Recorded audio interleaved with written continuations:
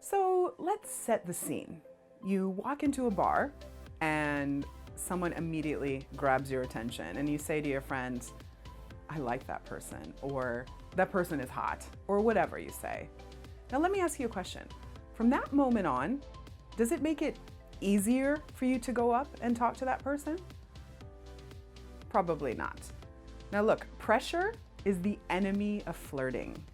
So you want to do whatever you can to make everything be as pressure-free and as easy as possible.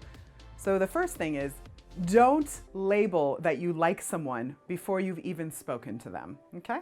So let's say by some miracle, and this miracle might be called alcohol, you get up enough courage to go speak to this person.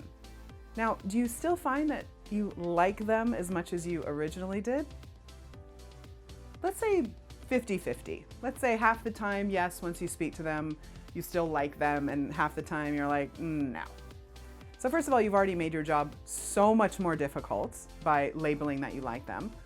But let's also think about those people who didn't immediately catch your attention and you start speaking with for some reason, and before your eyes, you think, wow, this person's really attractive. Let me propose a different way to go about doing this. Before you label anything, good looking, not good looking, I like this person, I don't like this person, before you do any labeling, you just need to ask them one question. That's it, one question. And then you can label away, feel free. But the next step would actually be not to approach people based on their outer package, their superficial package, rather based on who looks approachable.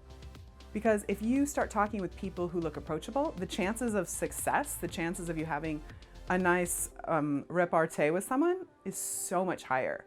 So you want to look for people who have open arms, shoulders facing out to the people, to the crowd, maybe eye contact or even looking around the room. On the other hand, if someone is shoulders facing their friends and eye contact only with the person they're with, they're not really open to being approached. So do yourself a favor and don't talk to those people.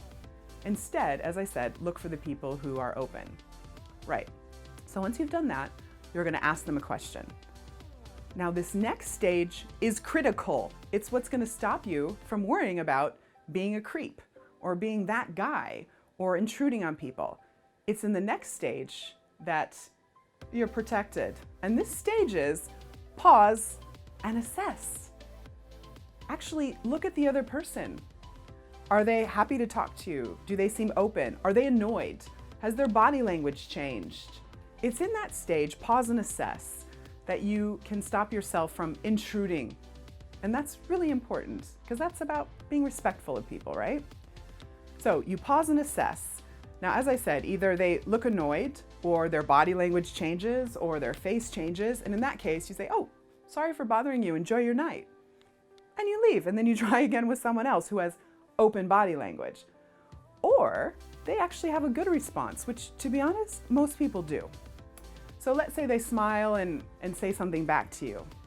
Then what do? Well, this is the next step. You spend the next few moments just seeing if you guys have anything in common. You're checking them out, they're checking you out. This isn't a one-way thing. It's like, oh, am I still interested in speaking with this person? How is this person receiving me? So the next few moments, you're like building on the initial question. And then if you're feeling the vibe, and by the way, this is usually two-sided. Good flirting happens between two people, not just one. And if you're feeling the vibe, it means they probably have a vibe going on too. And that's when you move it up to flirting. Now, did you see how many steps happened before the actual flirting? It was looking at body language. It was asking a question. It was assessing, how are they responding to me? So many things happen before the flirting. And that's what's going to make flirting easy and fun and no pressure. So it's only at the very end when both of you are feeling the vibes, that's when you start flirting, and that's when you start using HOT APE, which is my acronym for the flirting signs. If that stage things aren't actually going great, it's fine. That's when you make your graceful exit. You say, oh, it was nice talking with you. I hope you enjoy your evening. Goodbye. And you leave. See, it's no big deal.